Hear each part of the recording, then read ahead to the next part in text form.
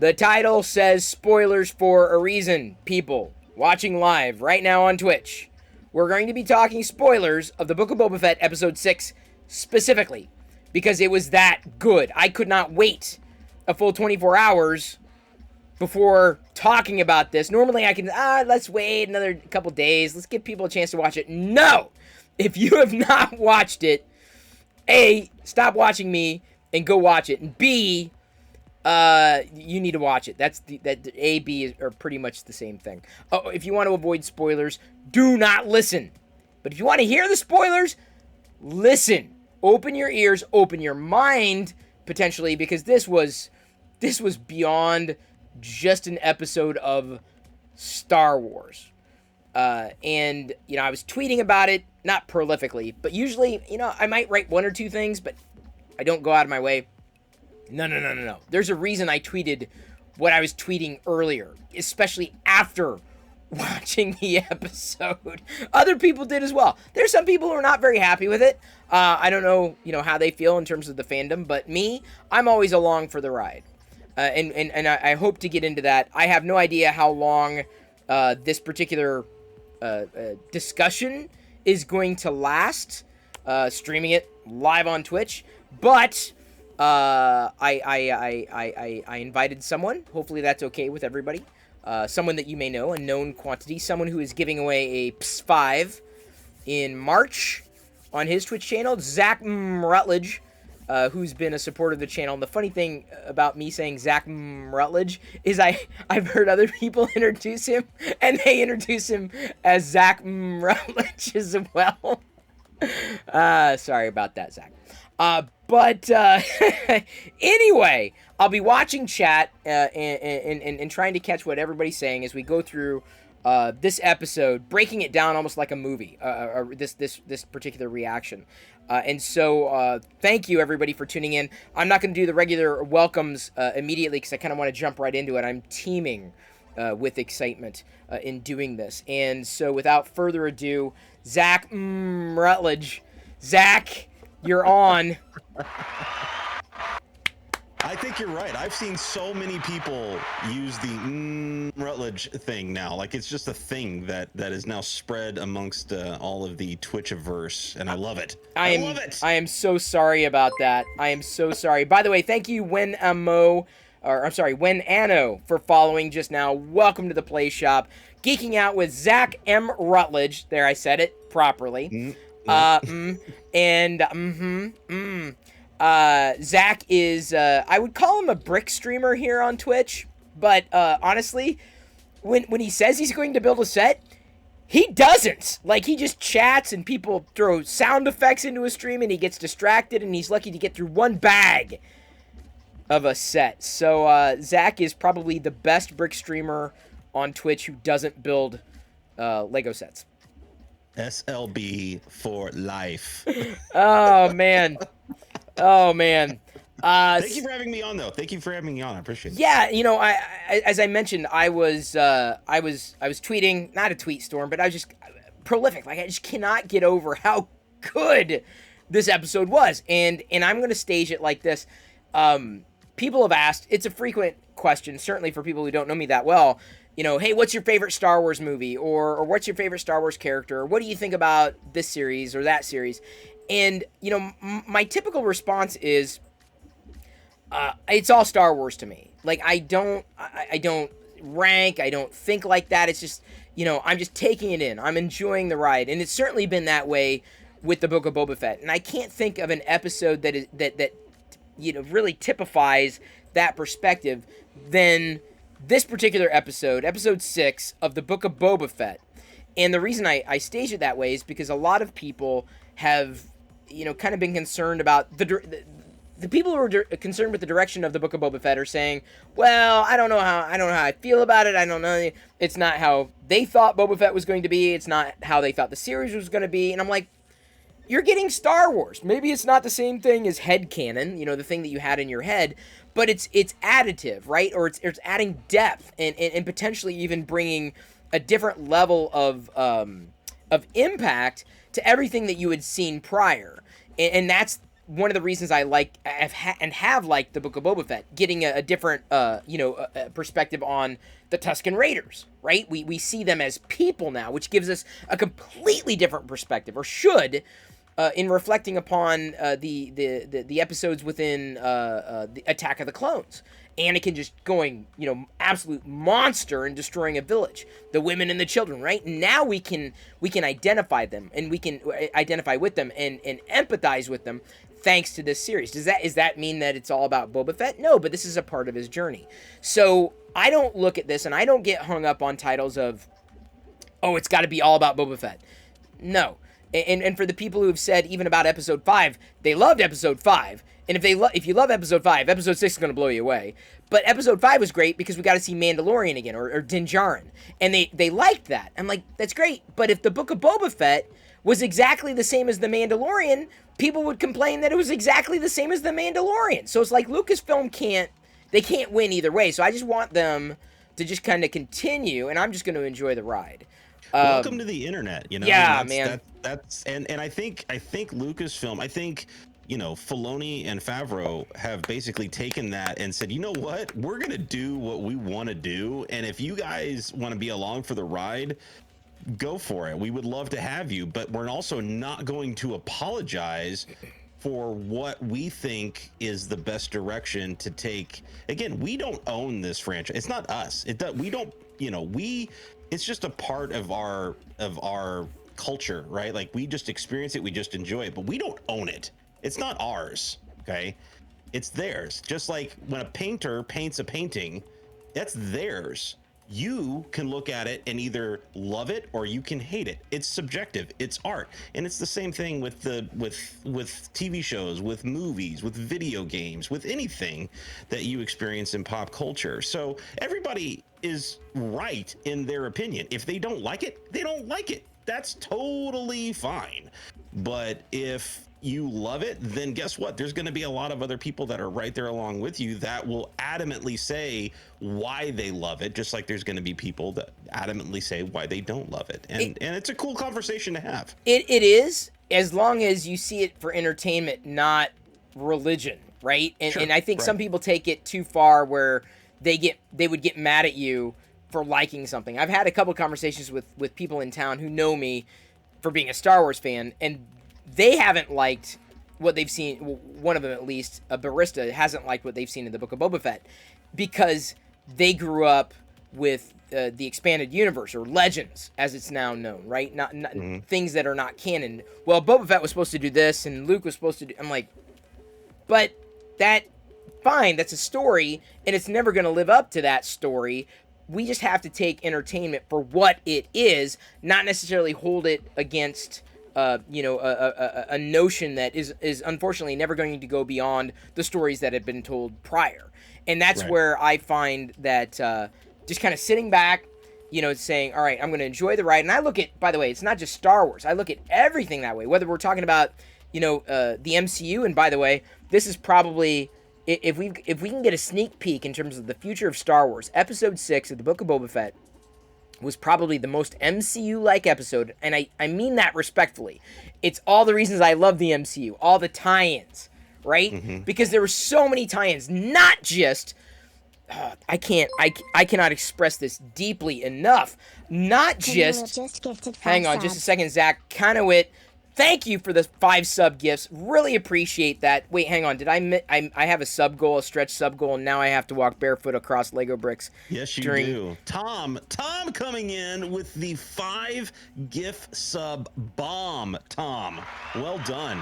Well freaking done. I didn't see what else led into that, though. I got to count on you for the sound effects. I don't have them all. I'm not a producer. I'm just a talker. Zach is my producer. We've got them all. We've got them all right here. Look at that! Getting fancy up in here.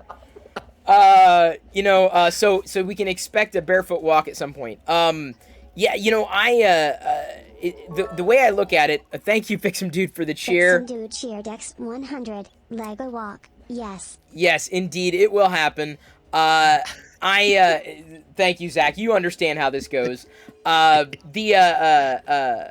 the MCU, and I appreciate because it sews everything together. But the deep part of it isn't just, oh, it's the Mandalorian tie-in. No, no, no, no, no, no, no, no, no, no. You don't understand. If you have not watched the Clone Wars, Rebels, The Bad Batch, you're missing out on character development that can bring you a deeper appreciation for, let's say, in relation to Fennec Shand, her effectively moving from bounty hunter to more of not a more legitimate type of position, but actually building towards something where she's just not fighting for her life and working for her life. Well, not only that, but like you saw, like if you watched Clone Wars, you would have seen Boba as a boy already have these struggles, right? And fighting between what's good and what's bad. We've always known him as the man behind the mask, and he's just a bad guy kind of vibe kind of thing. But there was development there in other canon that helped you realize maybe he's not as bad as what we think he is. Django wasn't. I mean, frankly, Django, he said it. He's like, look, I'm just a simple man trying to make my way in the universe. Like, he's just there to be, he was paid to do a job, and he's going to do the job that he was paid to do. Maybe it's not the best, but it's still like, that was basically all he looked at it as, right? But that's the thing is, like, Boba Fett's actually trying to take all of his experience and parlay it into something that matters. What matters? And right. He's trying. I'm not saying he's going to try to change Tatooine, but I think that is a great arc for Boba Fett, given his foundations, right? And so I've been enjoying that journey. Like, oh, this is how he got this. This is how he turned from this. This is how he got to where he's going. And don't get me wrong. There are elements that I feel are deep cuts, and probably the deepest cut that I don't think anybody's really talked about in relation to the Book of Boba Fett. Not that we're straying too far off course of episode 6. Thank you, Dan Drac. 24 cheer Dex 100. Thank you for the cheer. Really appreciate it. Kicking off a hype train. We can do this hype train. Are you trying to make me walk barefoot on Lego bricks with this hype train if we get through a level 5, Zach? You know how this goes. Yep. Maybe you don't. You don't walk barefoot on Lego bricks with this stuff. I do not. Smart man. There was when he was talking with Fennec Shand over a fire and he was leaning against the bantha, I think, he says, "I am Boba Fett." And he said it in such a way it was reminiscent of Gallum cheer Dex 100. Thank you, Darth Gallum, for the cheer. It was reminiscent of how he sounded in the Star Wars Special Edition. Or, sorry, the holiday. The Star Wars Holiday Special. Thank you. Yeah. It sounded exactly the same. Like 100%. It was. I'm like, he said, "I am Boba Fett." Holding it. Perfect. On the giant, whatever, the giant dragon. I am Boba Fett. Dude, I love it. Okay, so. Z Squirrel Ditto Dumper. Thank you, Pezlis. In fact, I'm not a video editor guy, but someone, or gal, or in between, someone could probably sew together that cartoon segment of I Am Boba Fett that he said in the story of the Faithful Wookiee, I think is the cartoon title. And then him saying the same thing in the Book of Boba Fett episode, I Am Boba Fett. You could do them back to, like, side by side, and you'd see the parallel immediately. Like, immediately. He did. Tamira Morrison needs a freaking round of applause. I know people have been like, "Oh, Boba Fett's too soft." Like, the dude even has like it's the subtle stuff, right? Like what you just said, like saying I'm Boba Fett, but like holding his gun the right way, like the slow kind of pat on the butt of the gun. Nailed it. Like, as far as I'm concerned, every time he does that stuff, I freak out. You know, and so there's so much nuance that, I mean, does everybody know the holiday special? No. Do they need to? I would argue yes, but, you know, I'm a big Star Wars fan. Cad Bane left me with nightmares. Scary dude. Thank you. Yes, Cad Bane is a scary dude. Zach may not be able to hear the cheers out loud, but he's watching chat on his end. Thank you for the... In the words of Twisted Sister, I want to walk. A Lego walk. Okay. I want to walk! A Lego walk! Okay, Zach, I have to actually step sideways for a second.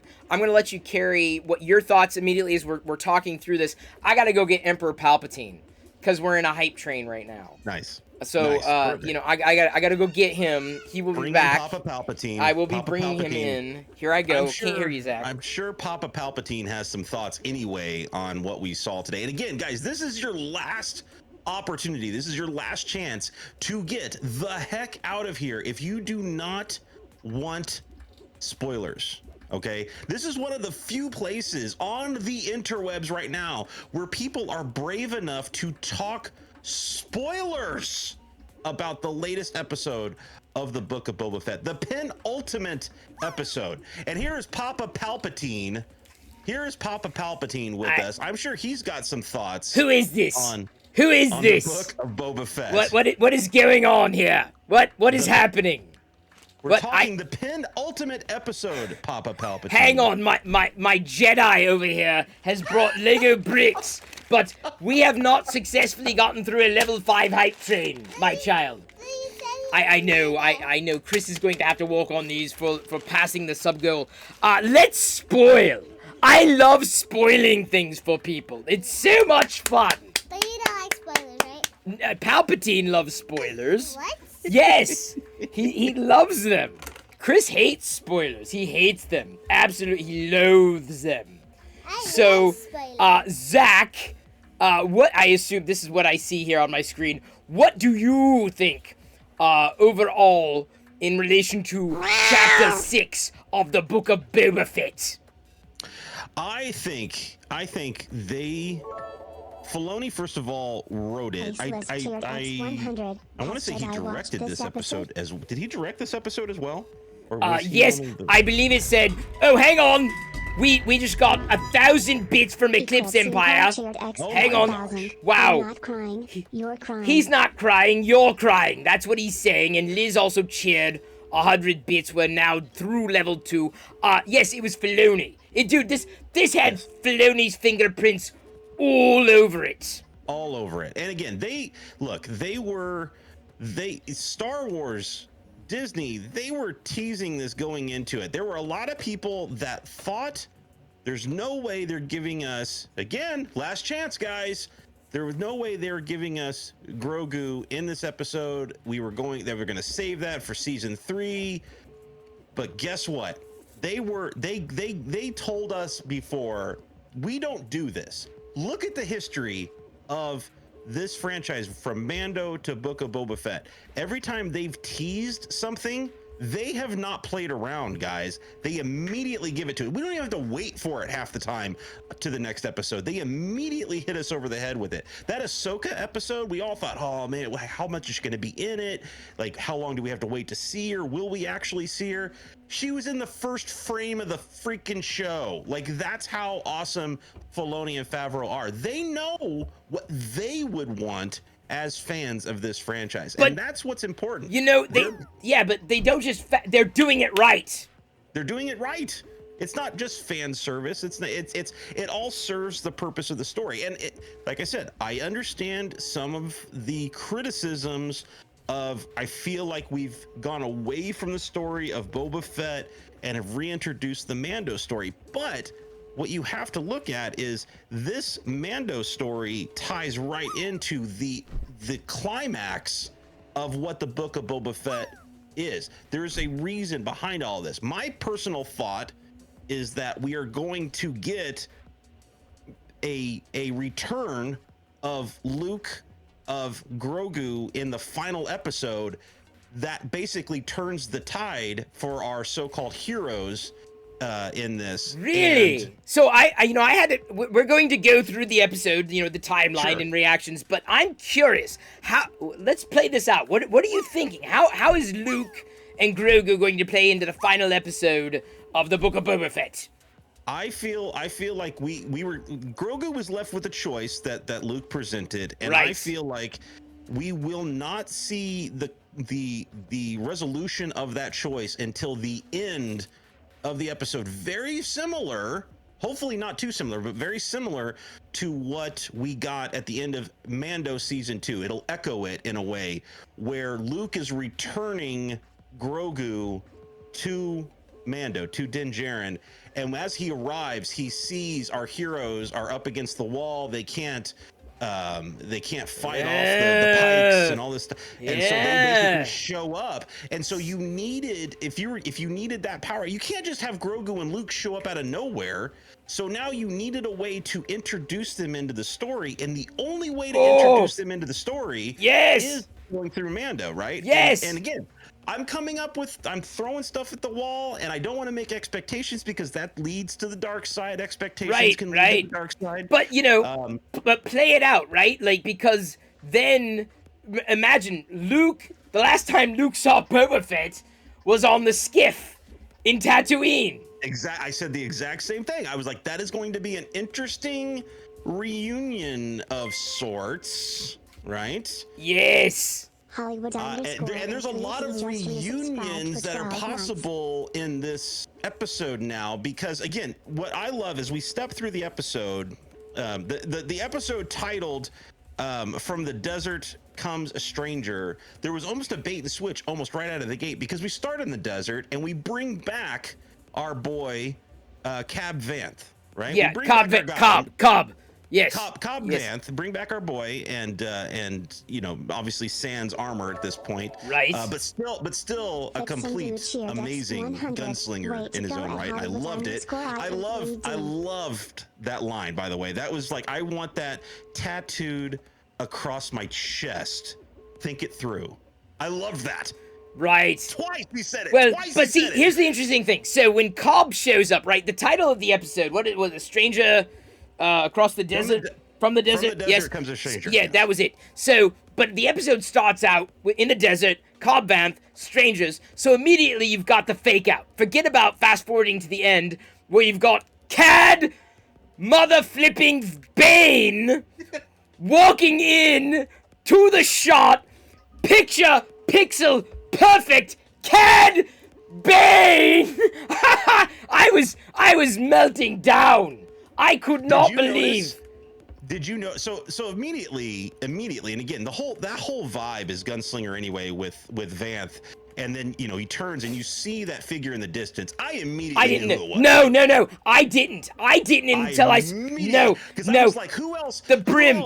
You need the brim. Else? Right, but who else? I could see it. You can see it. Yeah, I could see the brim. Okay. And I was like, you see the brim? Yep. And what other Filoni universe gunslinger is there? Well, see, I didn't see the original, the silhouette. I couldn't see the brim, but the moment I saw the brim, bam! Immediately, I'm like, oh my god, it's Cad Bane! And yes, that's when I saw the brim. And to Liz's point, in the cartoon, he's never terrified me. Like, he's been kind of like this cool cat, cool cucumber. Like, I wouldn't want to mess with him. He flat out is terrifying. Yes. In live action. Yes. Terrifying. But I love that. He reminded me of the mouth of Sauron. Like, that's what he reminded me of. Like, a lot, right? But did you get the same vibe I got, where we had right there we had Bane, we had Vanth, and then we had his deputy, right? That was totally the good, the bad, and the ugly. Yeah, of course. There. Everybody looking at each other. Like, I was ready for the freaking like the horn to go off. You know what I mean? Like, I was waiting for that tune to play. But I also knew the deputy was going to bite it, like, immediately, and he's not going to make it. I knew it immediately. So, Papa Palpatine, I have a question for you. Yes. If it hadn't been for his idiot of a deputy, would Vanth have outdrawn Bane? That I don't know. I think he would have. I don't know. I don't think so. I don't. I'm going to still say no. I'm going to say no. Bane, I would not underestimate him. He's got a backstory. So this is what Chris was saying. And by the way, we've got about a minute and a half left to go on a level 4 hype train. If we get through a level 5, Chris has to walk on Lego bricks twice tonight on Twitch. Right now, it's just one. Right now, it's at 66% through the level 4. Bricks O'Brien cheering 69. It's your favorite number. I know. 66. I order it all the time. So they had to set up him to be this monster, but it just reinforces what Chris was saying. If you have not watched the Clone Wars, the Bad Batch, Rebels, you missed this nuance. The clown shared X100. Right. you wouldn't know who Cad Bane was. You would just, oh, it's an alien. No, it's not just an alien. That's Cad Bane. You don't mess with Cad Bane at all. You don't do it. Not a good idea. No. So, immediately the episode starts. You're drawn in. It was interesting, if only because now we know Cobb Vanth's character. He's got the spice, he shoots down 3 pikes, he's got the spice, but kicks it over. He knows how valuable it is. That shows his character. He 100%. doesn't care about the money. That's very important for character building. Yes. So that was key, absolutely key to this particular structure. I would not underplay that or want to underplay it.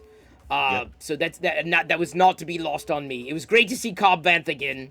And then, of course, we jump right into Din Djarin flying to this unknown planet. I wonder, those buildings, are those the same buildings that we're going to see destroyed, ultimately? The ones that are being built by the six-legged creatures and R2-D2. Yes. Yay, R2-D2. Right, it was fun to see R2, yes. But are those buildings the same ones we see, like, melting down? Or is that a completely different... I don't know. I haven't done any scene comparisons. I'm pretty sure it's his. Yeah, that's the school that we see later on burning. That's okay. My impression of it. 100%. Just a thought. I can't draw that conclusion. And by the way, we made it through a level 3 hype train, so Chris's feet are spared for one journey across the bricks. I'm going to walk away. I'm going to leave it to you. If only to talk about the next part, about the initial interactions with Mando and Ahsoka. Okay, because Chris is coming back. And Tom, yes, that is actually that 3D print tonight is it's actually very fitting. And when Chris comes back, I'm sure he can show off the first half of it. But it's a very fitting print tonight for sure. Oh, I haven't shown the print, have I? No. I apologize. I kind of got caught up in the excitement. I already had one of these, but I'm doing a second one. This is the training ball. So this is a model. Yes, it is. It's a model available on thangs.com, free. And I printed one of these a while ago.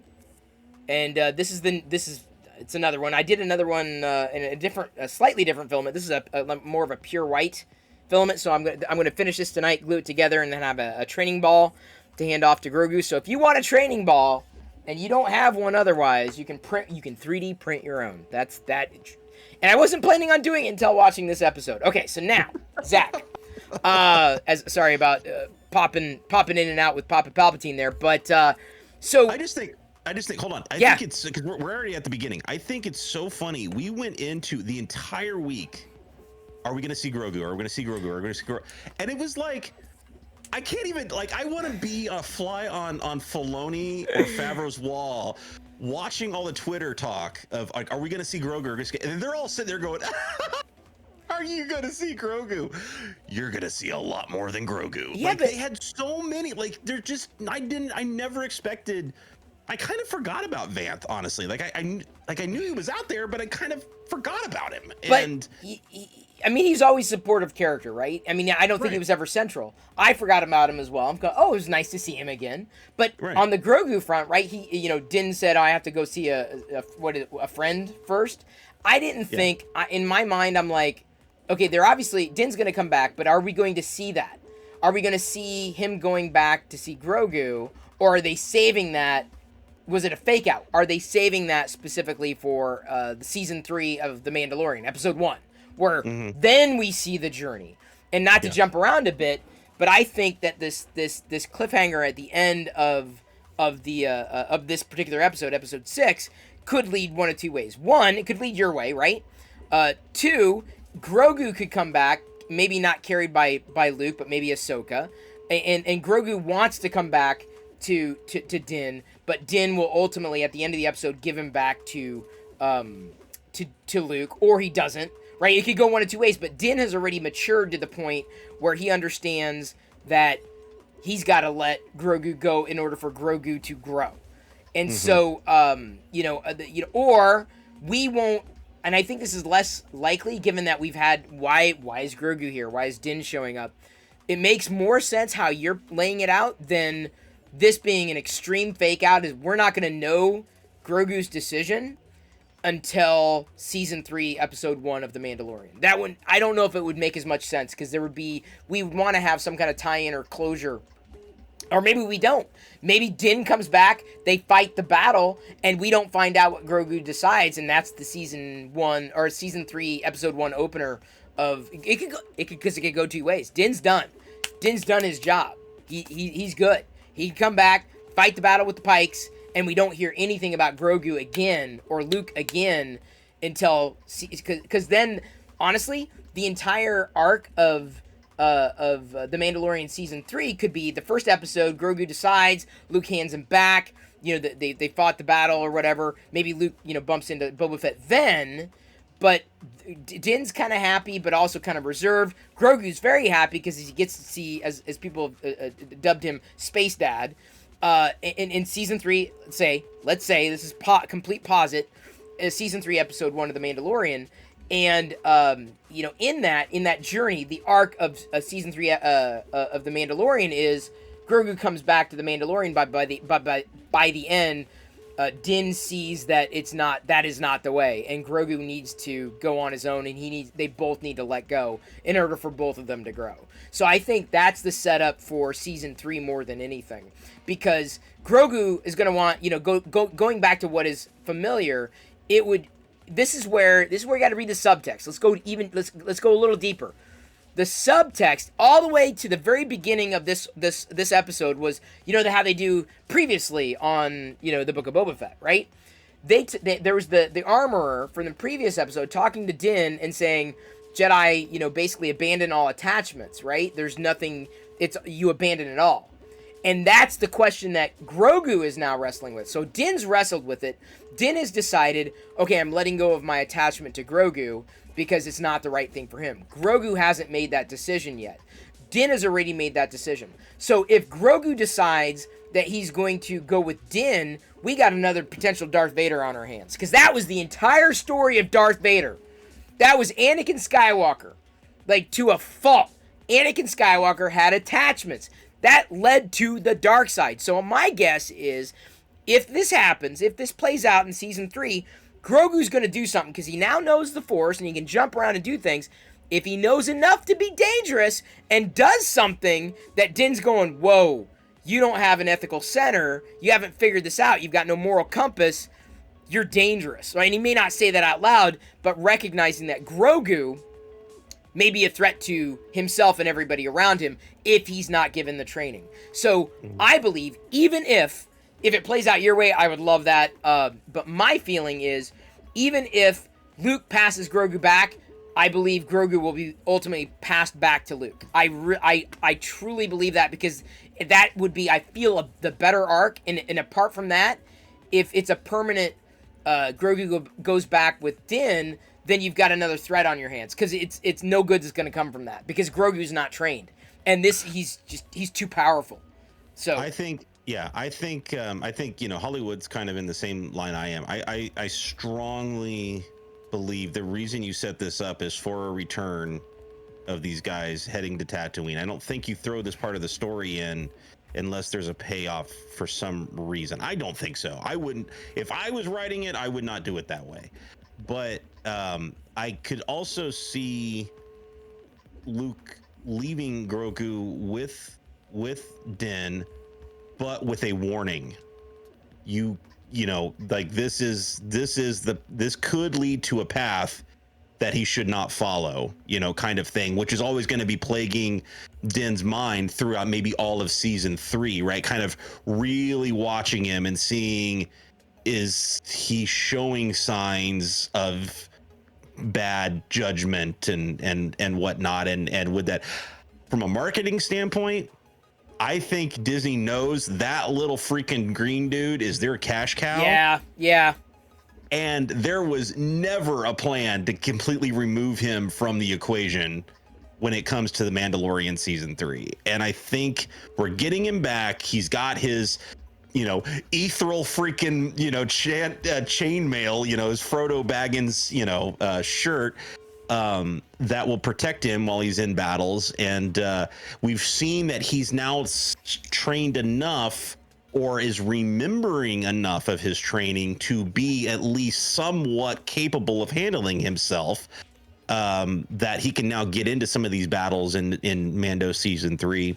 I don't think I think he's a part of season 3 all the way through. Yeah, And I think we see that lead in with this final episode, man. and he's just already a part of the gang. You know, when we're kicking in, you don't build that freaking ship with the pod on it and you're not putting him in it. Like, it's like they've laid all the groundwork to bring Grogu back by the end of this season. You know, and I don't think they're going to wait. I don't think they're going to wait for episode 1 of season 3. I don't think you're wrong, but if this is the handoff, Grogu in Hollywood N3D was also in agreement with me. I think the ultimate, he's going to get passed back. There is no way Din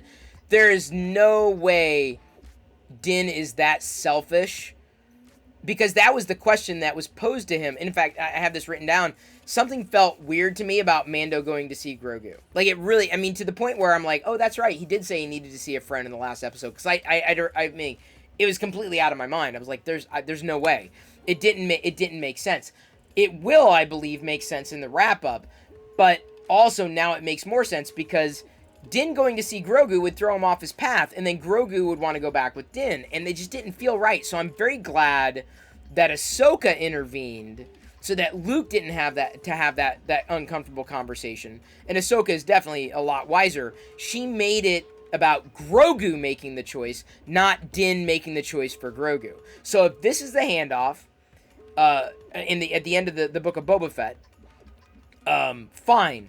But I do believe, because you're not wrong, they're not going to let go of the cash cow. But the ultimate arc of Grogu is going to be him discovering who he is, while at the same time Din discovering who he is, and their paths diverge, and maybe they see each other again, but they learn to let each other go by the end of the season 3. Because I can't imagine it playing out any other way.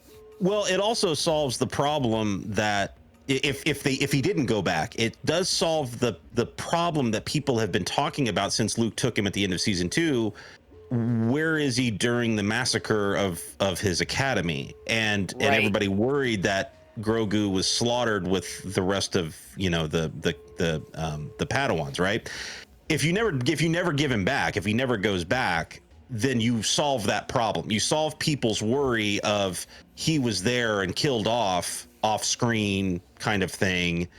But so I'm strongly leaning towards him never going back to Luke, but there being this hint of keep an eye on him kind of thing from Luke. I don't know, dude. I see either way it opens a can of worms. Either way. It does. Either way. And maybe we see, you know, another Mandalorian season. I don't know if that would be the case. I'd keep fighting for it because I enjoy the character. I've enjoyed the you know, him being introduced into the Book of Boba Fett series. It is I think you're right, leading to something. It's the question of what does that mean for Grogu and Din, almost more so than what does it mean for Boba Fett. Boba Fett is almost like a side character to the Book of Mandalorian or the Book of Grogu more than the other way around, which is really funny to me because a lot of people I think expected the Book of Boba Fett to be the Mandalorian, and the way the Mandalorian is playing out is more like the way people expected of Boba Fett. If I did not make myself redundant there. You know what I'm saying, though? It's like everyone loves the Mandalorian for all the reasons that we love him. And Boba Fett is just kind of an older, wiser, more subdued version of Boba Fett than what we might have thought him to be. Right. I definitely see Boba having a very strong presence in this final act. And because even in this episode, Finnick really kind of took the reins, explaining everything, and kind of, you know, she definitely had all the lines and everything like that. But I think that's all just kind of character. Like, it's an ensemble now than like Boba's, you know, show. It's more of like this ensemble thing that's been building and building and building. And I'm fine with that. I think that's totally dope. I've seen early on in the season, I saw a lot of Boba. I saw his, like, kind of his this arc of pulling himself from the fires to almost be reborn, a very Dances with Wolves kind of vibe as he lives with the Tusken Raiders. We get more of their backstory, and he decides he's had enough of organized crime, and he wants to try to rule a better way to atone for the massacre from at the hands of the Pikes and everything like that, or the whatever the little road warrior army. I can't think what they were called, but the pirates. right. I just think, I think we've had so many fantastic freaking moments with Boba in this. I mean, that the biggest complaint I've had with the whole season is that some of the episodes felt too short or were too short. I mean, there was a 31-minute episode, like that's and to me that's just leaving me wanting more. But there were so many, boy, when he got a hold of Slave One and went after those dudes on the bikes, on the speeder bikes, was one of the best shots I've seen on television. I totally agree. That was movie worthy, folks. This episode was like a miniature film. This episode was ridiculous. And again, we were talking about the cameos, right? We had Vanth, and then we immediately, like right after Vanth, right? We immediately get Mando. Okay, we're already picking back up with Mando. And who's the first freaking character we see? Again, didn't really expect it. Like everybody's worried about Grogu. The freaking droid with the filthiest mouth on the planet outside of maybe Chopper, R2-D2. That's right there. Astro Printer is now like, hosting with 9 this is freaking viewers. perfect. I love this. Chopper, right now. voiced by Dave Filoni. I think you knew that. By the way, thank you, Astro Printer, for the raid. We're geeking out over the latest episode of the Book of Boba Fett with full spoilers on. So if anybody raiding does not want to be spoiled, feel free to mute, feel free to pop out. But we are knee deep. We are neck deep in Boba Fett's starship, which I just got it today. Amazon had it on sale for like 20% off. So I have Boba Fett's starship. Nice. That comes with the new Boba Fett and the Mandalorian with his Beskar steel and his spear that gets melted down into the chainmail armor. Spoiler! I warned people. Spoilers. Okay, so next thing I want to talk about is probably my biggest problem with the final episode of season 2 of The Mandalorian. And I remember you had a different reaction. Hang on just a second. We got a cheer coming in. Eclipse Empire cheered X100. What about Max Rebo? He somehow escaped Jabba's barge and wasn't there when the Mos Espa Cantina blows up. He knows something. So Max Rebo may know something. It is entirely possible. Or he's just really lucky. Dude, yeah, we could go on. Max Rebo's would be that would be a whole hour on Max Rebo. Because the second time through, I was really watching that background to see if he was in that cantina. I was like, please God, tell me. And you didn't see him. They didn't pull. Right, I did not see him. I was like, I just don't want an Admiral Akbar situation all over again where all of a sudden, like, Max Rebo just gets blown up and you didn't even realize what happened till it was too late. It's a trap. It's a trap. It's a trap. I didn't want that to happen again. So luckily old Max, I think, had the night off that night. I would hope he does. It's a trap. These are the Max is pulling all the strings. He is. He's the leader master. These are the 3D printed hearts that we did last night. Fix'em Dude modeled these Star Wars Valentine's conversation hearts. I'll be doing more of them, but then I got caught up in printing the remote. So I believe we had this discussion potentially on Sith Lord Brit's channel, not a year ago quite, but we were. I know we've talked about this because I remember you had a very visceral, emotional reaction to the end of season 2 episode or whatever it was where Luke comes on, and the problem I had with the final episode of season 2 Mandalorian, where Luke shows up, wasn't that Luke showed up. I'm like, wow, it's cool, it's Luke Skywalker. It's that the CGI was so questionable, it was so cartoony, it was so not as well done as it could have been, that I was ripped out of my moment. Like, I was just torn out. Like, I couldn't suspend disbelief anymore. I had the same problem in Rogue One. They did Tarkin very well in Rogue One. I feel well enough.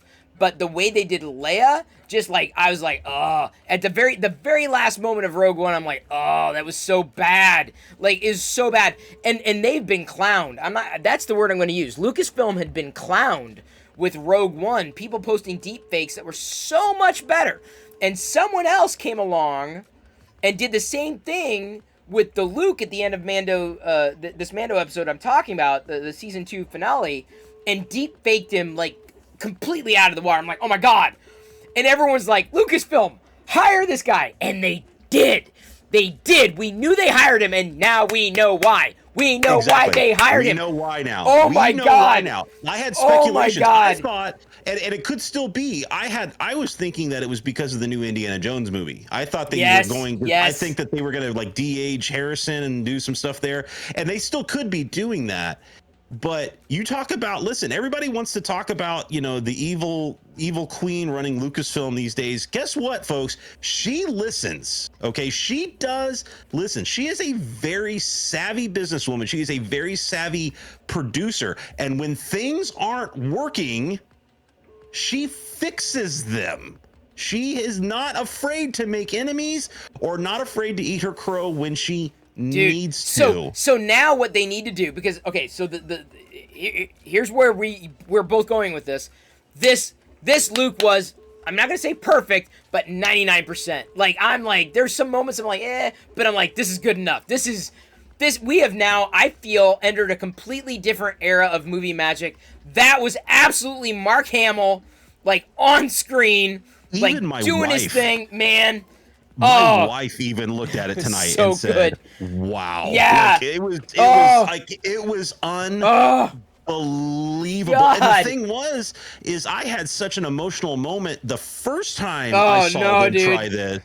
That when this happened, I was like, well, if they show him again, like, I'm already kind of prepared for it. Oh my freaking god, who was cutting the onions? Dude. Like, it was insane. Like, first, again, they gave me R2 again. When that freaking droid showed up in season 2 of Mando, I freaking lost it, right?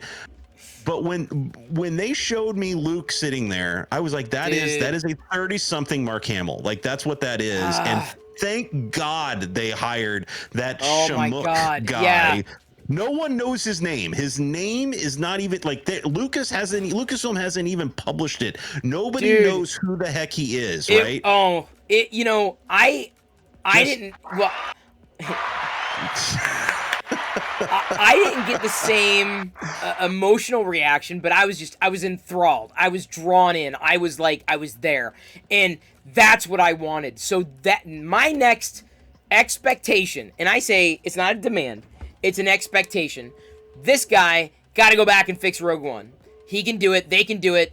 And go back and fix the Luke in season 3. I don't know if it's been done. Agreed. But it has not. I checked it while we were sitting here. They have not done it yet. Because they fixed. There was another episode where there was a crew member that had been put in the first airing that was edited out within hours after the airing of an earlier season 2 Mando episode. The one where Mithral and Greef Karga and Cara Dune and Din go to one of the armories or whatever on Navarro, and they find the Dr. Pershing talking in the hologram. They're going to find more information or whatever. It's where Mithral was left in the speeder, that episode. But anyway, there was a crew member in that episode that was edited out within hours. So Gene's guy, that's Kurt Grosser, Gene's guy. And so they can do it. To find an action figure of him. Yeah, someone's gonna do it. So they have the ability to go back and edit. They need to do that, because to me that would. It would keep me in the moment, and it would make it that much more realistic, and not have me thinking, it's a cartoon. Like, I can believe Grogu hopping around. It looks real. It's like it feels like, okay, this is practical. This is happening, even if it is CGI. Like the frogs floating around. Okay, that's fine. But when you're talking about a human being, like, there's this sense of realism that is lost, and when you're in a full CGI world, it's one thing, but when you're interplaying CGI with real world, man, it's just you gotta nail it, and they did. Like, as far as I'm concerned, this is the best use of this type of special effect that I've ever seen. Ever. That was Mark Hamill. Here's the thing. It's so good, Chris, that when they, after I watched it the second time this evening, I turned to the wife and I said, I think now they've proven they could do a Luke Skywalker Jedi Academy type of show. Yeah. Like, it looked that good right now. Yep. Give them another couple years. I think we could potentially see a Luke Skywalker Jedi Academy type of show where we see Jedi being trained and adventures once again with Luke Skywalker out kicking some major galactic butt. And that gets me so jacked. And it's all because they proved in this show that they could do it and do it right. Oh my God. It's what I wanted to see. It's everything I would have wanted in that episode of The Mandalorian. And if they don't give him everything he needs to redo that, it will be a shame if they leave it that way. It will be a shame to leave Rogue One the way it is. It's an absolute shame, because this is not unfamiliar with Star Wars. This is not even making it a special edition. I'm not saying add a scene. I'm saying go back and clean up the CGI Jabba from the special edition. I'm saying go back and clean up the Princess Leia and the Tarkin. Make it better. Like, they've already done that. Like, that's the thing, is they've already gone through and changed stuff in the releases on Disney Plus. They didn't even announce it. They just did it. They just did it. You don't have to announce it, right? No, you just do it and you slip it back. You kind of re-upload it. You slip it back out into the streaming service. And then maybe, down the road you re-release the Blu-rays or something like that. And it's all whatever. But it's all streaming for them right exactly. now. And well, but that's what I'm doing. I mean, like, I don't buy movies. I don't buy them on disc. I'm going to stream it anyway. So it's like, if they updated it, as long as they're not like screwing with things, and they're unscrewing things, right, to make it better. So I cannot say, how I cannot understate just how strong I feel about this. It was done. So I'm an uncanny valley, not expert, but like, you can just feel, there's just this feeling, right? And the way the lips move, the gestures, just everything about it. I would say it's 99% there, enough to get me past that the suspension of disbelief where I'm watching Luke, and I thought that was just it was breathtaking. It was astounding. And again, this is not necessarily their first go at the tech line, but you're seeing the improvement every time they try this. And by hiring this guy and bringing this guy in, that was a huge step in the right direction. I mean, this is basically short of hiring Sebastian Stan to try to come in and play a accurate version of him, which I would also be fine with. Like, I would really be fine with them recasting Luke, with somebody like him that could carry that kind of performance. But this right here proved to me that they could do it. They could do it in a CG type of way, and I'm down with it. And that's why, like, even in Rogue One, I got so emotional, even with the Leia one, even though I recognized that it wasn't great. It was right after she passed away, and it was like, to me, it hit me hard because of that. Yeah, but it was the same thing. Like, I got caught up in the moment, right? Like, I knew what I was looking at wasn't right. Yeah, I don't like that. It takes me when you. Okay, I get it. It's magic, I get it. Right? It's movie magic, and like, when these effects have evolved, where you're like going, did that really happen? That's magic. But when you're looking at it going, that really didn't happen. Like, how did they do that? And there's no question when I'm watching something where it is clearly animated. They did an animation versus how did they do that? And that's where I feel we've been, on the precipice of. And you're right. Like, we can see so many stories play out with characters that we knew and loved as this gets perfected in ways that we could have only had in an animated series, right, to that point. But this is if anything, it's not just showing off the technology, though. It's not just, hey, wow, this Luke looks realistic, but this is why I liked seeing this Luke, because we never saw this Luke. We never saw Luke training anybody. So short from a dedicated series, we only saw Luke as a very disgruntled, middle-aged, retired dude, and as someone who's close to a middle-aged retired dude, well, retirement's a few years off, but certainly middle-aged, I'm 13 years younger than Sir Alec Guinness was in A New Hope, by the way, Zach. I'm that old. So, I'm getting too old for this sort of thing. Seeing Luke in his element and beginning the process of training Jedi, we're seeing a different side of Luke. So I think more than anything, we never saw this hopeful Luke. We never saw teacher Luke. And so now, because of just this one episode, forget getting a full-on series, we now have more texture to his loss. The loss that he incurred with Kylo Ren. We can feel it more deeply because we've seen the robots building the buildings. We've seen potentially the first student. We've seen Luke at his hopeful, self. This tree. We have that texture now. So the people who couldn't stand The Last Jedi have to look at it differently because we've got. This is what I love about the Tusken Raiders in the Book of Boba Fett, right? We've got different layers, and so they're not just doing it to. It's just forget it. It's just we're throwing away story. This adds texture. This adds layers. So seeing Luke this way, not just a believable, looking Luke, but seeing him this way, in his element, as a Jedi Master, was what I think people wanted to see in the sequel trilogy, but we didn't get because that was years and years ago. Right, you can't tell that story right. then. Right. So I feel now that Luke's journey is even more appropriate the way it played out in the sequel trilogy than I did before, because we have a chance to see what happened. We have a chance to see him doing the training. We have a chance to see him being a Jedi Master, taking all of his old, pulling all his old tricks. And so now that we have that, we can see where he is or where he ended up. It just, like I said, it's depth. All this adds depth. And that, I'll go back to saying, if you've not watched the Clone Wars and the Bad Batch and Rebels, it just everything it adds so much more depth to this surface level stuff.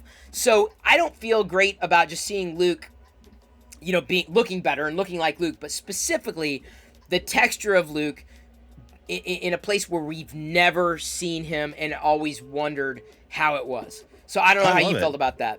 I love it. I think because like you said, it really adds a lot of context to old man grumpy Luke we got in the sequel trilogy, and I know a lot of people were disappointed with that, but just because they wanted to see what we're basically seeing now. And what this showed me was the enthusiasm in his body, on his face, knowing that this is going to be my first student and I'm going to build a temple and I'm going to learn from all of the mistakes of my predecessors. I'm going to learn from Ben. I'm going to learn from Yoda. I'm not going to make the same mistakes they made, and I'm going to train a new generation of Jedi.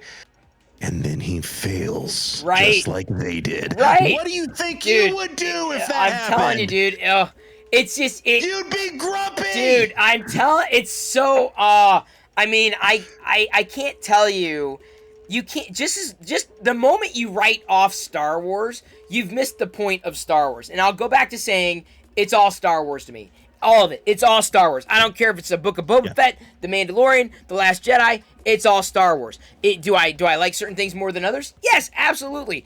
But layer, depth, attachments. What does that mean? Well, you only understand what that means if you know, of Anakin's journey. So you can't write off the prequels. You only understand why when Ahsoka says to Luke, "You remind me of your father." You don't understand the depth of that unless you've seen Ahsoka grow as Anakin's Padawan in the Clone Wars. You don't understand Cad Bane being a total badass, as badass as he is. And I think Brix O'Brien was just mentioning in chat, he's never watched the Clone Wars. Watch it. The animation may be slightly dated. I still feel it stands up.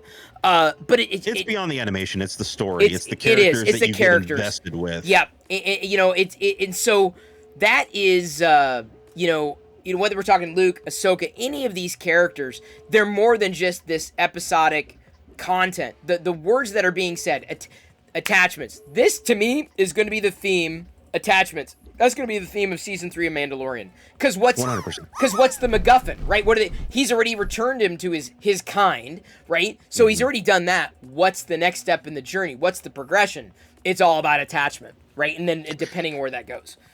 That, and you already brought her up, but, obviously we thought, we kept thinking, okay, we're going to see Grogu this week. And then if we got Grogu, we're probably going to get Luke. We weren't anticipating seeing, like, I was like, oh, what's it going to look like?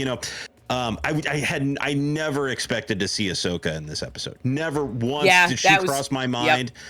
Yep. I thought she's off tracking Thrawn and Ezra and trying to figure out where they are. Like, she's off doing her own thing, her own show. So, Zach, not to interrupt, but we had someone ask, Frazzy Fresh asked, is Rebels worth watching, though? You would not understand, or you don't understand what Zach just said and why he wasn't expecting Ahsoka to be there if you have not watched Rebels. Yeah. You don't understand the importance of the Darksaber without Rebels. Without Rebels, without the Clone Wars, you don't understand Fennec Shan's arc without the Bad Batch. Yeah. Like, it's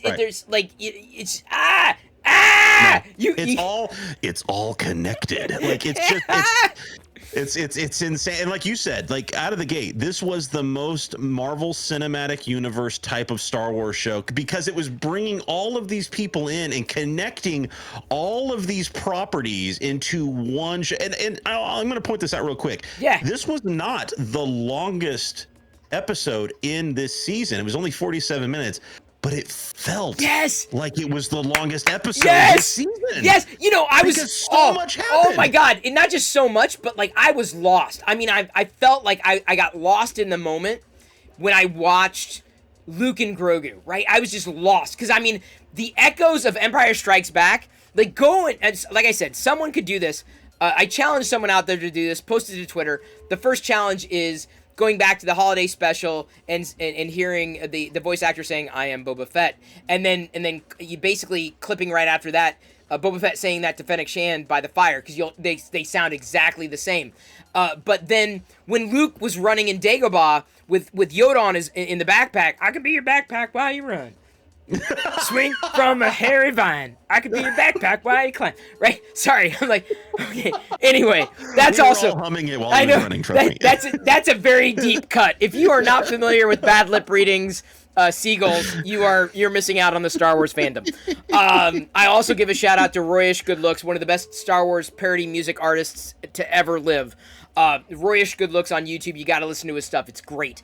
That's different from bad lip reading. But anyway, he's running through and I'm like, oh my God, did they match it? Like did they match the pan? Like, I don't know, but like the pan seemed really similar. When he was running with Grogu, I'm like, dude, like it was very close. close. My God, I got ESB vibes so strong. I'm like, it was very close. It was so good. Like, here's the thing, like, even Luke being a complete, and this is what I loved about what they did with this versus what we saw some things in the prequel trilogy when, Anakin was bopping around, or Obi-Wan. Luke's running, right? And he jumps up onto that creature and he kind of stumbles for a second and he carries on. If that was the prequel trilogy, they would have like slid right over the top of that thing and not even had a moment's pause. But it's almost like Luke is still kind of learning himself, and he's a badass, but he's not Mr. Obi-Wan where I'm just going to pretend like that never even happened kind of thing. And I thought that was because obviously it's CG, like it's a very strategic choice to do what they did there. And I feel like the reason is to ground Luke a little bit in reality, that. And right. It was a very strategic choice they did with that whole little montagey, kind of. It was everything about it, like from the training ball, like I mean, not just callbacks, but just that's what made it feel so long, is because all the memories kind of kept flooding back. Like, oh man, you remember memories, right? Oh my God, we have to talk about the memories. Oh, of Grogu, right, yeah. So they still haven't shown who saved him, and I think that's important. That's important. They haven't shown who saved him yet, and I think as he continues on in season 3, I think those memories are going to keep stirring up, and I think we're eventually going to get to see who saved him, and who saved him. Did they survive? Are they out there somewhere? What it's a what it's, what if it, what if we're gonna do a Marvel what if, Zach? What if it's Mace Windu? right? Oh, and then it leads into a Mace Windu series right at the. Oh my God! Could you imagine? Oh my God! Oh my God! I'm like, I don't expect all it. the nerds just went running, streaking down the road. Could you imagine?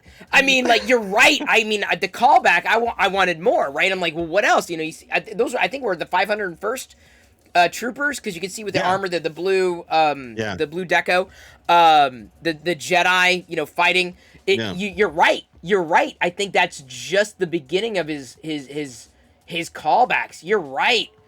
Oh man. I just feel like that's starting something that we're going to see progress as we go through season. Like I said, Grogu's a part of season 3, guys. Yeah, like, easily. It's gonna happen. Yeah, like, it's gonna happen. He's a part of season 3. Yeah. It's just whether or not we get him that handoff at the end of episode 7 here next week, and we already have him at the beginning of season 3. No, I think you're right. I think he's gonna get past to Luke, but the arc of, I guess in my head, I'm thinking like, how would it play? Like, what's the MacGuffin, right?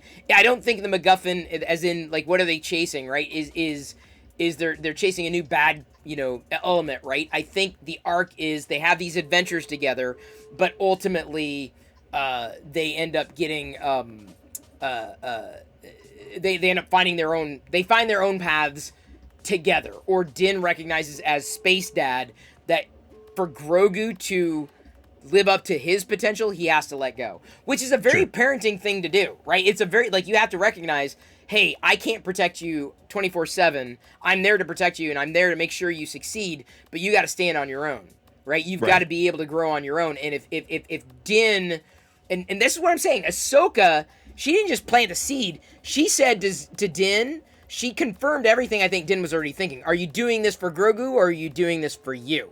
And that is, you understand, like, the weight of that, I don't think can be understated, because I think that's going to be the theme of season 3. It's gigantic. But that's why Luke is giving him the choice, giving Grogu the choice. Exactly. Where it's not Din showing up and saying, "Come with me." He's giving Grogu basically an unsolicited choice, saying, "Look, you can go back to Din, or you can stay here and you can have this cool little lightsaber, and you're going to continue to be a badass, right?" And he's going to choose that free. He is going to choose to go back to Din. And I think, there's the whole attachment thing, which I totally get. And I think that's a great theme to play off of in season 3. Yep. But Jedi, they're so hypocritical because they succumb to attachments all the time. Obi-Wan was attached to Anakin. He saw him as his brother. That was an attachment. He did not, at the last second, he had to make a choice. He was pulling his punches up until the very last second. Right, but now you're getting to the disillusionment of Luke with the Jedi Order, right? You're coming like full circle to that part of the conversation where Luke was just like, the Force is not ours to control, right? It just is. Right. Like, we're lucky, and the hubris of the Jedi Order got in the way, and that's where he just cut himself off entirely from the Force, because he thought it was prescriptive and dogma and the sacred texts, right? Correct. You know, and so maybe it is nuanced. Maybe what we see is, you know, it's just pure speculation, obviously, but maybe what we see is in this arc, Din realizes Grogu's got to go back. Grogu doesn't want to go back, and Din says, we'll be together after your training, and then maybe like 20 years from now, Grogu is there with Din and saving Din's ass in these battles, right? You know, maybe they do come together. Maybe it isn't black or white. But for now, I think it's critical because Grogu's already shown inclinations of not being in control of his power. You might remember when Din first met Cara Dune, right, on, I can't remember which planet they were on, with the kelp beds and the Klatooinian pirates and the Scout Walker. Grogu started to choke Kara. Grogu doesn't know his own power. Grogu doesn't know his own strength. And if he's not guided, if he doesn't have a center, that, I think, is going to come back and bite him. And I think that's what's going to happen in season 3 to make Mando recognize that, this kid got to get trained, and I can't be the person to do it. Which is strength. Right. It's strength to be able to say, I can't do this. You're, like, to the point, like, dude, go back and watch. I mean, I'm not telling you, Zach, but go back and watch the interplay between Ahsoka and Din. There's so much wisdom there of, like, are you doing this for you, or are you doing this for him? Or, is he a youngling, or is he now a Padawan? Right? Like, Ahsoka was just laying down the truth bombs, like, bam, bam, bam! How old Ahsoka is. Like, you kind of forget that she's older. Like, that, and you pointed it out earlier, that line that she delivered where you remind me of your father. Oh, my God, goosebumps. Like, I was like, my God, that's right. Yeah, like, she trained, yeah. Like, she literally, like, loved that man, as a father figure. And I'm like, and she's standing there with essentially her brother, for lack of a better term, because they shared this, like, it's just, oh my God, like, it blew. And that's it's so sad, because she knew his father way more than he ever I know. will. Oh my God. Now you say that, it's true. Like, she was, I mean, Anakin's sister, effectively, or daughter. Well, I don't know. I think they were probably closer in age. But you're right. Like, Luke did not know his father. And this is, again, it's texture, it's depth. If you have not watched Rebels, if you have not watched the Clone Wars, you don't understand why these scenes are so good. Like, I'm just going to be emphatic about this, because I know some people, one person said it's difficult for them to get into animations and they wish they were live action. I'm not going to disagree with you, because I'm very much the same way. It's very difficult for me to watch animated series, but when it's Star Wars, there's just something different about it. And what I'm saying is there's texture here and nuance that you're literally skimming the surface. You're just on surface level stuff if you watch this episode and you have no backstory that can't be explained in watching a YouTube video. Like, Resistance, sorry to jump in, Asgardian Wookiee, Resistance is more bubblegum. It's fun. It's kind of a setup maybe for The Force Awakens. It's definitely tweenish, fun. Yeah. I wouldn't say Resistance is critical. I've watched Resistance, loved Resistance, wish it continued, but I wouldn't say it's critical to the stories that they're currently telling. Currently, in fact, Jedi Fallen Order, the game, is probably the backstory, because you got BD-1 that showed up in Episode 5 in Pelimato's workshop, as well as they mentioned in this episode at the end when Cobb Vanth was shot by Cad Bane. A stim. Anybody got a stim? And a stim, I believe, was a direct relation to what they in Jedi Fallen Order, BD-1, the droid would say, he what's his name? Cal Kestis would say, Cal Kestis, can you give me a stim? Like, he snapped, give me a stim. And, pop up. And, So there were some references in there, which is good. I mean, I like that kind of crossover. It makes it that much more critical. But again, Resistance wasn't a Filoni property. Like, you got to look at it right now. Like, Filoni was always tapped to be the heir apparent to Lucas anyway. Even when George was still around, he was on the hip of Lucas early on during the prequel trilogy, and he was always meant to kind of take over. And at one point in time, and so. You got to look at the Filoni properties, even though Resistance is still technically canon. You got to look at the Filoni properties as basically like the main timeline. Like, that's where we live, right? And those where the stories kind of go. So, like, even the comic books and stuff like that, you might get some references here and there, but it's really this main timeline that Filoni is really kind of overseeing, and the story group is kind of overseeing. They're the ones that you look at those properties, and they're going to tell your overall Star Wars story these days. And I completely agree. We're gonna, unless you have any other things to say on Luke, I was just gonna move on to the Jawas, right? Very briefly. I don't know if that skull on the Sandcrawler was I would assume would be the Krayt Dragon skull. Pretty sure it was the Krayt Dragon skull. Yeah. But I loved. I mean, normally I wouldn't necessarily call this out, but I loved that the Jawas were like waving at Din, so it must have been the Jawas that helped build the Starfighter. Yeah. I thought it was kind of funny. Well, they remember, because remember in season, I think it was season 1, episode 2, when Din was fighting the Jawas on the Sandcrawler, reminiscent of Super Star Wars, the Super Nintendo game, right? Like, and he hated the Jawas, and so like he's had that arc, and well, not all. I'm sure not all the Jawas communicate, but he's generally not trusted the Jawas, and now there's somewhat of a camaraderie going on, at least with some of the Jawas. They serve a purpose. Again, adding layers, adding depth. But I thought it was kind of cute to see him wave like, hey, how you doing? I love that it's flying. I thought it was kind of funny. I loved it. That's just a call out that I had written down. Another parallel that may have been missed, and I'm not gonna call it an Easter egg. I think it's a bit egregious, but an interesting parallel to Episode 1 that I think may have been missed when Din is sitting across from Cobb Vanth when they're sharing a drink, because Din didn't take off his helmet, even though he's been excommunicated from his sect. He's still holding on to his old ways. This is the way. He says that the planet's connected, and that, I believe, is a reference to an idea that was really seeded when Padme was basically making or was it Padme or Qui-Gon Jinn making the plea to the Gungans, saying this planet's connected. You're connected. You're the same ecosystem. So that. Oh yeah, you remember? It was totally right. Yeah, it was. It was. I can't remember which one. But they were making a plea to the Gungan. I remember. Obi-Wan was the one that said it. Said you're all part of the same symbiont circle. You must understand this. That was. They were down underneath trying to get the bongo. Okay, the bongo. Yeah. So I couldn't remember what it was, but I remember thinking that was pretty poignant. And so hearing Din say that, he's right. I'm not sure if Cobb quite got it, and the bartender definitely didn't until after Cobb was shot down. Now they've got a horse in this race, right? Now they're like, okay, dude, we can't let this guy, run over Freetown, I think is what they're calling their Freetown. Yeah.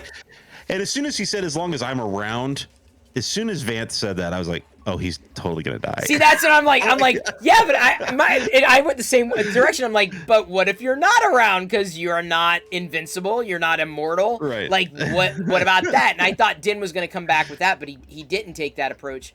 Because it is important that you basically pass on that mantle, or at least some kind of leadership direction. And don't get me wrong, Cobb Vanth he's got the character. Like he's someone that you'd be rooting for in a fight.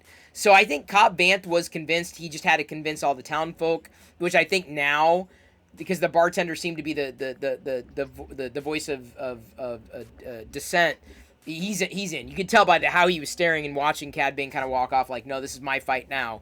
You're not gonna kick us around, despite how much of a badass Cad Bane is. And you have no. I mean, if you've never, oh my God, this is where I'm saying you don't understand. It's not just an alien. It's not just a cowboy. That is Cad Bane. Like, they nailed it. Oh my God, they nailed it. Like, from his mannerisms to his voice the voice maybe I think could have been a little more on point, compared to the animated Cad Bane, but like, is that Clancy Brown? I didn't look at the credits. I don't know, but like the sneer, the whole sneer in the eye. I mean, it was just like, oh my God, yes. I'm like, I couldn't. So I watched it twice. Once last night, I'm chilling in bed. This morning, I watched it even closer to the screen just because I couldn't. I was just like, I got to catch every detail. And I haven't watched a lot of the episodes twice, but this was absolutely one. Cad Bane was, wow. That was beyond, that's not even an Easter egg. That is just like if you're not familiar with the character, get familiar with the character, because he's going to be back. I think not just in the final episode. This is the penultimate episode, right? But I think Cad Bane now could have a series or be a part of a series. Like, they've nailed him. It's nailed. Like, they did it. Yeah, they did it. I think it's again.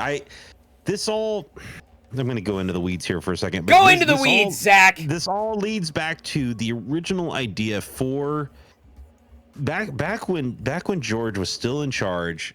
Everybody was talking about them doing a underworld type live action Star Wars show that brought back Boba Fett, but brought back people like, brought people in the crime lords, the bounty hunters, all of these evil dudes or whatever, and fleshing them out. Literally, they've taken that idea now. They started it with Mando, and that led us into this and is opening up, I think, a new world of possibilities for some of these characters. I don't think you bring in Bane to kill him off in the last episode. I think totally agree. I think he skips off and you see him kind of being a pain in the butt, going forward. I don't know if we see any other bounty hunters that the Pikes have hired to help, solve their problems. But it goes back to all these types of Marvel-esque cameos that we got. Again, I didn't expect to see Vanth. I didn't expect completely to see R2. I was hoping we would see Luke and Grogu. Did not expect to see Ahsoka. And then Filoni gives us one more. He was the freaking Steve Jobs of the freaking Star Wars universe. But we have one more thing. Oh my God. And then dropped a freaking dude. I mean, Zach, I sat up. I'm like, is it? No. I'm like, no way. And then like it comes closer and like, dude's gotta put, it's Cad Bane. I'm like, oh my God. I'm like freaking out. I'm like, oh my God. And here's the thing. I'm not a Cad Bane fanboy. Like I'm not all team Cad Bane.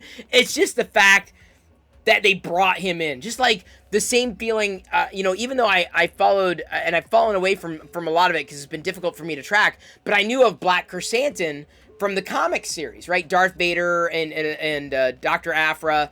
In the comic series, that's when I was introduced to the character. So it was kind of like the whole Leonardo DiCaprio snap, pointing at the screen. I'm like, oh, it's Black Chrysanthemum. I know that character. Right. Right. But that's the excitement of seeing characters that were just playing these side characters kind of come in and be a part of a mainstream conversation, because now people are talking about Black Chrysanthemum, or now they're talking about who's this character at the end of this guy must be, who is this guy? And there's an answer to this guy, and the answer is watch the Clone Wars, right? Watch the Bad Batch. So, I the more of that, and I'm not even going to say the less of Bosk and IG-88 or Forlom or Zuckuss. I would like to see them come in at some point wherever it's relevant. But I like the fact that we're getting new characters that most fans aren't necessarily from. I'm not going to say most fans. Many people are not familiar with because they haven't watched or been participatory in a lot of the Star Wars media that's been out there, which makes it that much more valuable to watch. Yeah. I think Bosk is the one that everybody's kind of hoping maybe they see a little glimpse of, but because we already kind of got with IG-11, we kind of got the IG-88 story. Like these are just a series of mercenary droids that are sent out to go whatever, right? Like they don't have a specific, persona, so to speak, right? So I don't think we need to see IG-88, but I definitely would love to see going forward more of these bounty hunters and I don't know if this is a series finale, if this is a season finale, if I'm kind of guessing, I'm thinking it's more of like a series finale, and we just kind of keep seeing more of these people show up in other shows.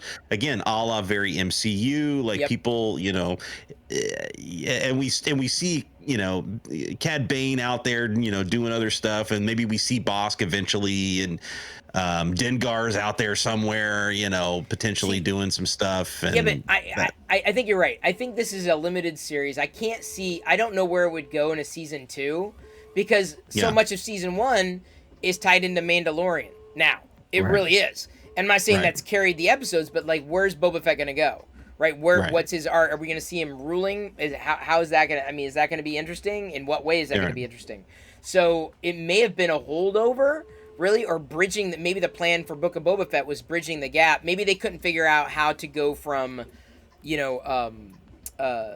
season 1 or season 2 of The Mandalorian to season 3 without doing something like this. But it's a bridge. It's a bridge. Really kind of is. Yeah, it really, that's what it really feels like. And I think it's a Boba Fett story, but I think it helps bridge the gap to the season 3 that we need, like where we left Din Djarin in such an interesting situation. There's still a whole other part of Din Djarin's story here that we can really explore. I mean, everybody was like, oh, this all of a sudden became the Din Djarin show. Like, it really didn't, because when you think about the complexity of what's going on in Din Djarin's life, between the Darksaber, what's going on with Bo-Katan and Moff Gideon, and like, where the hell is he and what's going on with that, like, and there's still a lot to freaking explore with Din Djarin, and I just feel like we're going to continue to see some of these people pop up I need help with this. I need help with that. You know, we've got a whole Ahsoka series coming out that's in the same time frame. You know, who knows what we're going to see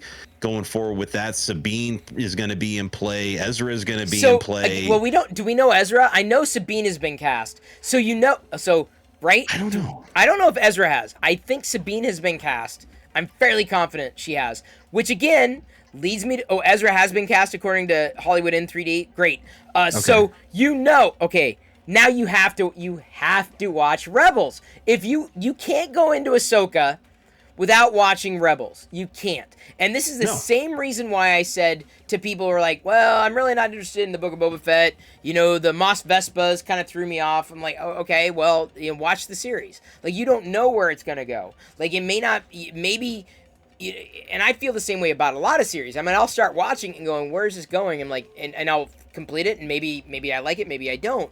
But it's very difficult to judge a series based upon one episode, because it wasn't designed to be one episode. It was designed to be a series. And so for the people who wrote off Book of Boba Fett, I kind of feel sorry for them. I really do, because I believe we're leading up to a payoff, right? You know, not just let's just forget about Din and Grogu and Cad Bane for a second. Like, we're leading up to a payoff, but we had to have the structure leading before we get to the payoff. What is it? Is it next week? Or are we skipping weeks? Is it next week? Okay. No, it's next week. Yep. Oh, I'm definitely staying up for that. Like, I don't care. I don't care if I'm tired. I'm like, I think I'm going to have to as well. I don't think I'm going to be able to go to sleep. Like, there's just that's too much. That's too much. Like, that's because what they've already given us for the last, and again, everybody's pointing back at, you know, episode 5 where we got Mando back and all this stuff. But leading up to that, like that fourth episode, where his ship was getting pulled into the Rancor pit and they dropped the seismic shot. And I'm like, this is freaking gold. Yeah. Like, I don't know what, like, this is amazing. This is everything I've wanted in a Boba Fett show right here. Boom. And it was just like every single episode from that moment, they've just been raising the ante. And it's gotten better and better. That's my feeling. You know, and I know this is, I'm not even gonna say it's popular or unpopular opinion, but it just comes back to me saying it's all Star Wars to me. Like, I don't, I mean, like, I may like certain bits and I may not like certain bits, but, like, I'm not going to write it off. I'm going to keep riding the wave. I feel the same way about a lot of MCU shows, and there's some people, their disappointment in specifically, like, this episode of the Book of Boba Fett is they said it's too much like the MCU, and they meant that as in a pejorative kind of way, like more like not liking it because of that. You know, and bringing in characters and sewing all these series together. But I think that's part of why I enjoy the MCU, is that it's not just this one story and then another story and then another story. Is you get more value out of those stories when you have other characters doing other things in other stories. So I've long felt that Star Wars has needed to be more of a perennial franchise and get out of the idea, get people away from the notion that Star Wars is just the movies. And as much as I love seeing Luke, it's more than just Luke Skywalker, right? So it's I don't mind it right now, and I wouldn't mind it indefinitely, but Star Wars has to continue to grow like this. And the best model, for better or for worse, the best model that Star Wars has is the MCU. Like, and some people aren't happy with that. I've seen sentiment on both. Some people are just like, nope, I don't want this. I'm like, okay, well, I'm like, and then they get hung up on, it's supposed to be a story about Boba Fett. And like, who says it's supposed to be about, well, it's a book of Boba Fett. Well, how do we know where this is going to be at the end, right? Or maybe that's just the title of the series, you know? It's like, just because they called it The Last Jedi, is it really The Last Jedi? Why was it titled The Last Jedi? Or, you know, or The Rise of Skywalker. What does that mean? You know, it's just a title.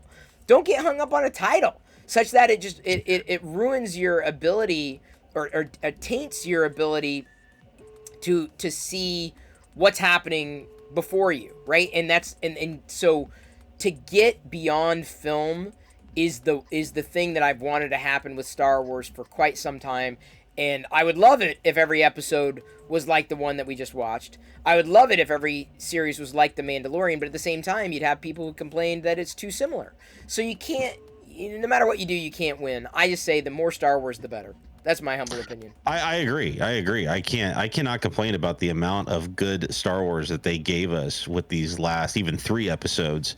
But frankly, I mean, even this whole season has been a treat that we did not expect even, a couple years ago. We never thought we were going to get this. And so it's an amazing thing that they've offered up. And I'll tell you right now, I think people are I don't know. I would imagine people are going to forget all of this rhetoric about Boba's too soft when he comes riding out on a freaking Rancor. Yeah, that's gonna happen.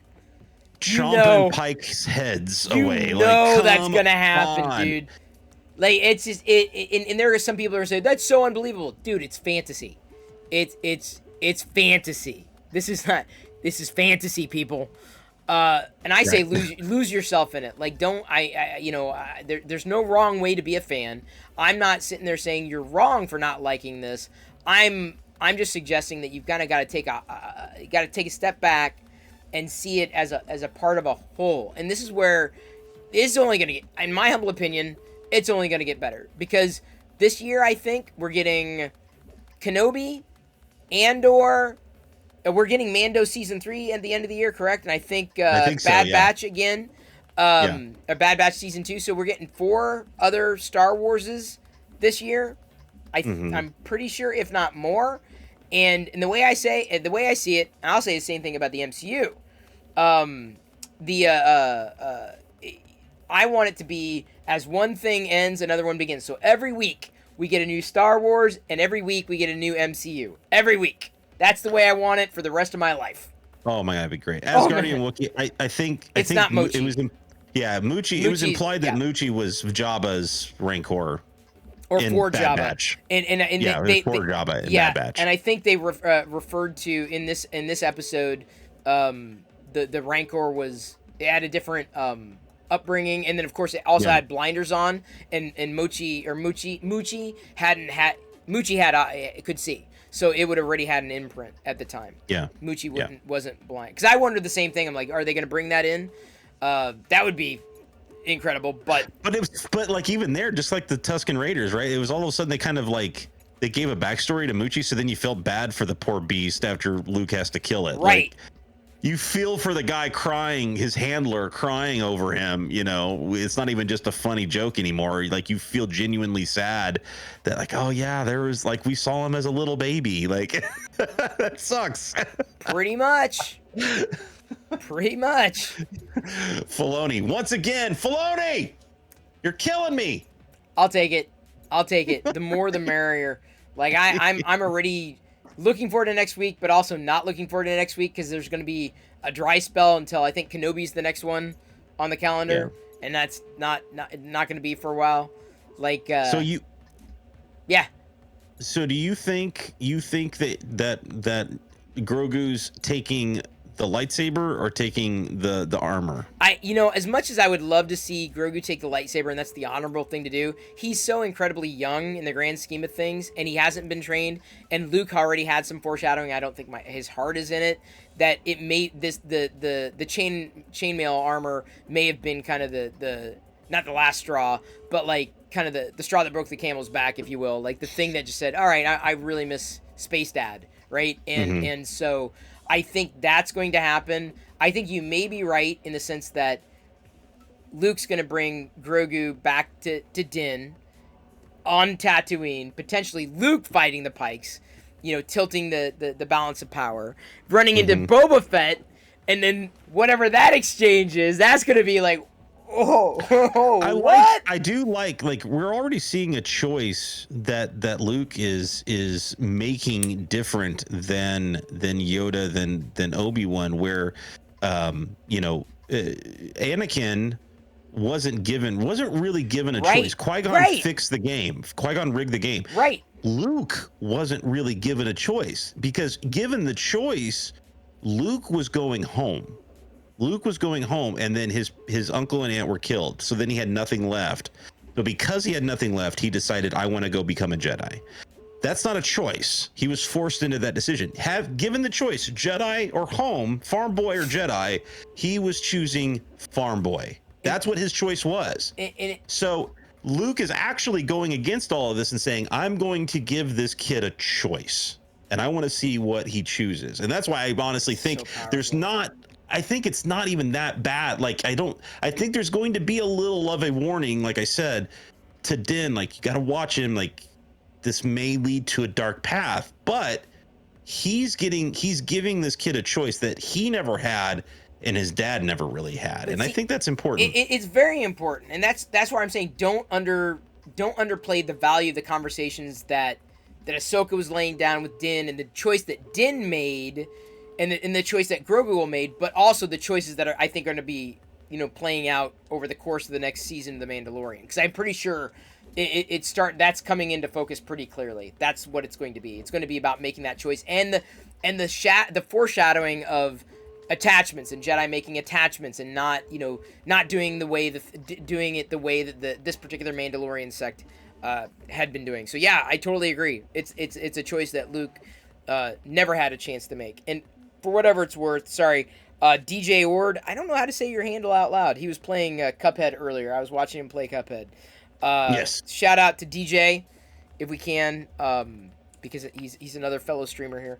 Not to ruin our flow here.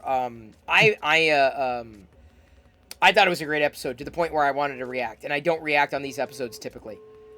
Right, and that's saying something about this episode, is that it struck a chord with you and with so many others, so much so that people are chomping at the bit to discuss and talk about it. And boy, it really, I haven't felt this way about an episode of, frankly, of the Marvel shows, of the Star Wars shows, and except for that end of season 2 of Mando. Right. That was the last time where I was so jacked about a particular episode on the streaming service. But this episode. No, this was good. Yeah. Blew me away. Yeah, this one was, like I said, it was like a mini movie because of everything that was packed into it. Everything.